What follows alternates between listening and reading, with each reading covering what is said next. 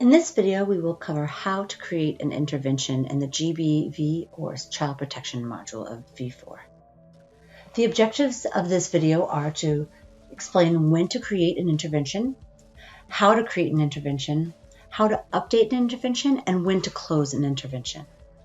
So when we are creating an intervention, what we will do is we will log into, or we will continue in the GBV case that we are working on. It's oftentimes useful, based upon how long ago you entered in the information around the assessment, is you will want to review the assessment first. So I will scroll down to the assessment. I will click on the assessment and I will review my notes, my details, what I found, as well as then my recommendations. A hot tip would be I oftentimes will actually copy my recommendations so that I have them to paste then into my action plan. So once I've reviewed and I see where everything stands, then I would go back to my case.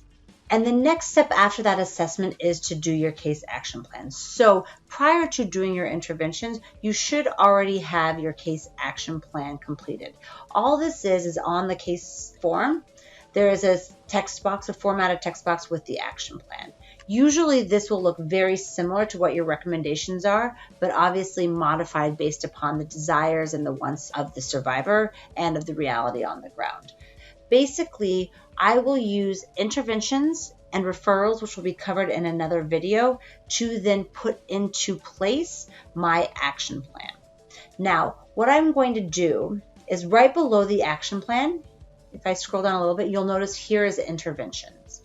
Interventions are very useful to help you track the actions that you are taking on a case. So when to create an intervention, it is important to think about what actions do you want to be able to track. Because the action plan is simply a text box, nothing there will ping you to tell you, oh, action is needed to be taken on this, or you should be following up. So any action that you want there to be some sort of a reminder or ability to track that action, you want to create an intervention for. To create an intervention, there are two ways. I can go up to the ribbon, click on add, and then add in an intervention. Also, I can click on the plus here and add an intervention. So basically, for each of these above recommendations, I'm going to click on an intervention. Even though I will also be creating referrals for those that I'm asking for action from somebody else, I also want to keep it here on my intervention as a reminder to follow up. So for the first, I have safety. We need to refer to the police, and then we need a safety plan. So my first intervention I'm going to add is going to be to escort that survivor to the police station. So when I create a new intervention, the form has general section, intervention description, any basic comments, and then it has, as we usually have on most forms, some of those views that allow you to reference kind of existing documentation and that sort of stuff. So when I look at my intervention details, all of these will be auto-populated when I save. I can change my intervention status once I've saved, but all of this will be automatically populated and I can't change until I've saved. So the main place where I will start my work here is going to be on this overview section. And so the first question is the intervention type. I'm going to look up, and I'm going to go to safety, or I can type the first one, safety. And then subtype will allow me, once I've selected my type, will allow me to then identify what is my specific action that I'm going to take. I'm going to look up more results so you can see. There's cash, community safety support, emergency safety shelter, personal safety support, removal from harmful situations, and other. I'm going to do other. And I'm going to say physical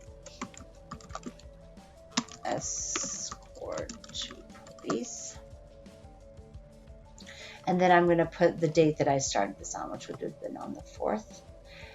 If I have an end date, if there's anybody that I need to be contacting, so how I contacted the person, If there is intervention by, so who's doing this? This will be me.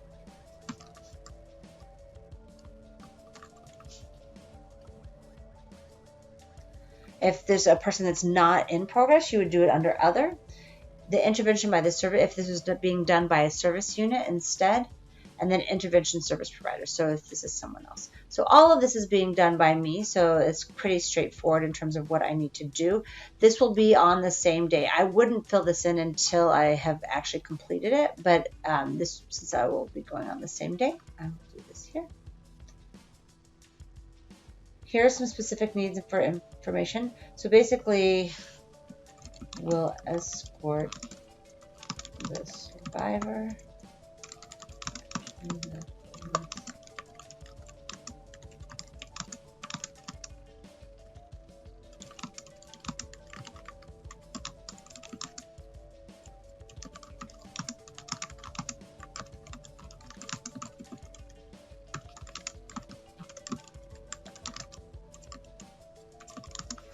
So just a description of what the action or the activity is.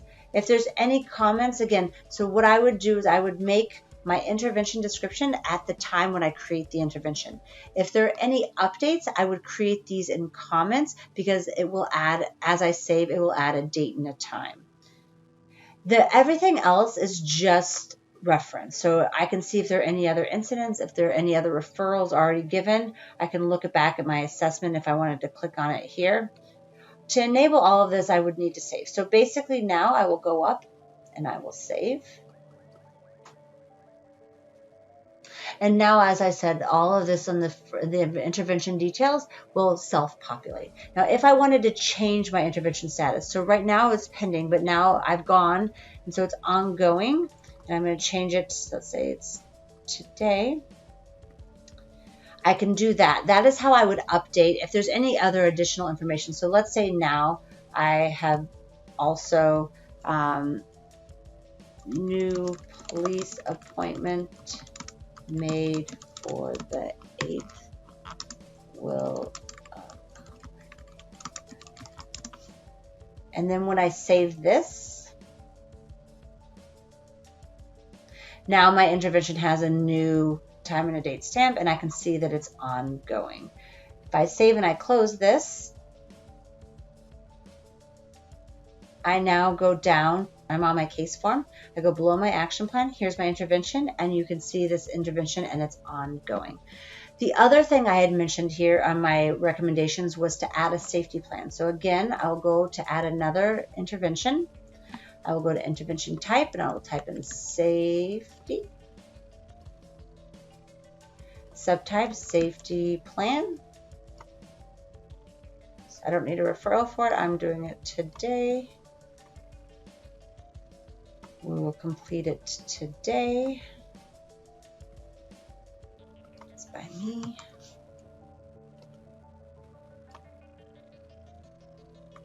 And then completed the safety plan with the survivor during her first session. Okay, so I've completed my safety plan. So actually, once I save this, and now I have this here, I'm actually going to change this automatically to close because I finished this on this date. Then I have to give a closure reason, which is basically I have resolved this. And now I'm going to save and close. And if I go down, you will see under my action plan, here are my interventions. I have one ongoing, I have one closed. And so I would do this for each of the activities in my action plan. So health and medical treatment. So she had turned down medical care, psychosocial support. So we would put in follow-up. So we said another weekly meeting. For any psychosocial follow-up, I would go to intervention. I would create intervention type psychosocial support. And then here I'm going to do individual support. If I was referring somebody somewhere else to do this, then I could also then put who I'm sending this to, or this is going to be action by me. we're going to start this next week. I'm not going to put an end date because this will be weekly ongoing. I can contact her by in person, not any other way. This will be by me. Basically, I'm just documenting, so if anyone needed to know who's providing the support and where, you can do. And then we'll schedule weekly support for the first month. And then save and close. Now, if I go down to my action for this one, you'll notice that this is pending. So I'm not going to consider this ongoing until I've completed my first one. So you'll notice that the intervention start date is 11/1. So that hasn't happened yet. So here's the key to the interventions. This will allow you to look for a case that what actions still need to be taken, what actions are still ongoing, and what are closed. Your goal would be to have all of these interventions closed eventually. So if I notice that this start date is passed and this is still pending, I would need to follow up and make sure to see what is going on. So this is one way for me to track the status of actions within this case. In order to make this useful, though, it is very important to update these. So if this is now the 11th and this is pending, I will click here. If I had my first meeting with her, I will change to ongoing, and then I will add any new comments. First appointment, we have scheduled a second for the 14th. And I'm going to save and close. Oops, this is today. And now you can see, I'm scroll down, all of my interventions are ongoing, and the goal is to get them all moved to close. Once I have resolved all of the issues, if now we have gone to the police are aware, there's no more escorting, then I would then come and I would move this to close. I would create the status close date, let's say it's the 11th, and the reason is that there no further action is required. It's closed. And that is how you close an intervention. This concludes the video on how to create and update an intervention in Progress V4. Thank you.